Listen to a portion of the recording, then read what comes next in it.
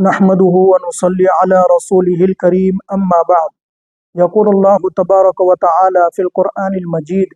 غیر المغضوب علیہم ولا الضالین۔ محترم ناظرین، اس آیت کریمہ میں اللہ تبارک و تعالی نے پوری قوم یہود کو المغضوب علیہم قرار دیا، یعنی یہ ایک ایسی قوم ہے کہ جس کے اوپر اللہ تبارک و تعالی کا غضب نازل ہوا ہے۔ یہی وجہ ہے کہ سن 70 عیسوی کے بعد جب یہود دنیا کے خطے خطے میں پھیل گئے، الگ الگ کونوں میں جا کر کے بس گئے، تو ان کے اوپر ظلم زیادتی کم نہیں ہوئی، بلکہ آپ رشیا دیکھ لیجئے، یورپ دیکھ لیجئے، اور اسی طریقے سے اسپین کی تاریخ پڑھ لیجئے،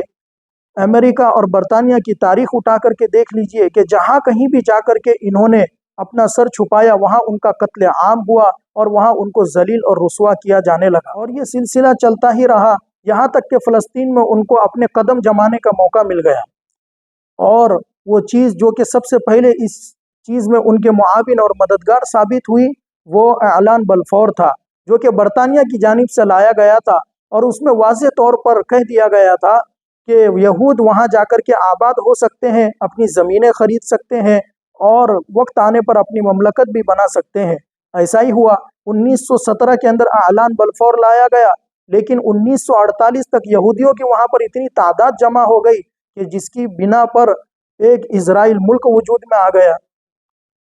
اور جس وقت یہ اعلان بلفور لایا گیا اور یہودیوں کو وہاں پر آباد ہونے کی اجازت دی گئی، اس وقت یورپ ہو، امریکہ ہو، برطانیہ ہو، یہ سب کے سب سے زیادہ حمایت کر رہے تھے اس چیز کی، اور وہ کہہ رہے تھے کہ ایک ایسی قوم ہے جو سالوں سے ادھر ادھر بھٹک رہی ہے، ان کا قتل عام ہو رہا ہے، اور یہ جو ہے ذلیل و رسوا ہو رہی ہے قوم ہے، تو کیوں نہ ان کو بھی ایک ایسی سرزمین دی جائے کہ جہاں وہ جا کر کے اپنی مملکت بنا سکے، اپنی سلطنت بنا سکے، اپنا ایک خود کا ملک بنا سکے۔ اور یہ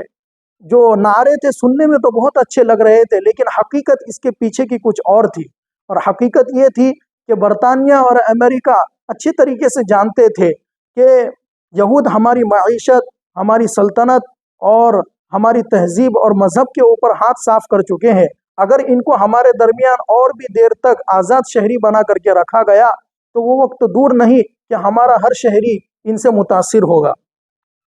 اور خود آپ امریکہ اور برطانیہ کی تاریخ اٹھا کر کے دیکھ لیجئے کہ ان کے نشریات کے اور جتنے بھی ادارے تھے، ان کے میڈیا، یہاں تک کہ ان کی فلم انڈسٹریز، ان کا بینکنگ سسٹم، یہ سب کے سب جو ہے یہودیوں کے قبضے میں جا رہے تھے، اور یہودیوں کے فراہم کیے ہوئے مواد کے اوپر وہاں کے عوام کی ذہنیت پلتی تھی، اور وہ سوچ رہے تھے کہ اگر ایسا ہی معاملہ چلتا رہا تو وہ وقت دور نہیں کہ ہم کو اپنے ملک سے، اپنی معیشت سے اور اپنی ثقافت سے جو ہے ہاتھ دھونا پڑے گا، لہٰذا بہتر ہے کہ اس درد سر کو یہاں سے اٹھا کر کے کسی اور کے کاندھے پر ڈال دیا جائے۔ اور ایسا ہی ہوا کہ ان کو فلسطین میں بسنے کی اجازت دے دی گئی، اور یہ وقت یہاں تک پہنچا، یہ مراحل اتنے گزرے کہ آج جو کچھ ہے ہمارے سامنے ہے، کہ آج یہود نہ جانے مسلمانوں کا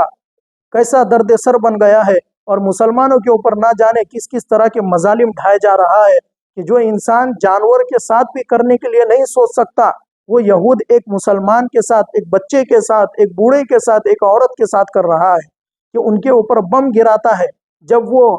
اپاہج ہو جاتے ہیں، جب وہ بیمار ہو جاتے ہیں، اور جب ان کے ہاتھ پیر کٹ جاتے ہیں، جب زخمی ہو جاتے ہیں، جب ان کو ہسپتال میں لے کر کے جایا جاتا ہے تو وہاں پھر وہ بم گرا دیتا ہے اور ان کو موت کے گھاٹ اتار دیتا ہے۔ ایسا ظلم دنیا نے کبھی نہیں دیکھا، لیکن یہ ایسا ظلم جو ہے آج کے زمانے میں مسلمانوں کے اوپر کر رہے ہیں۔ خیر، اللہ تبارک و تعالیٰ سے دعا کرتے رہیے کہ اللہ تبارک و تعالیٰ مسلمانوں کا، خصوصاً اہل فلسطین اور اہل غزہ کا حامی و مددگار ہو۔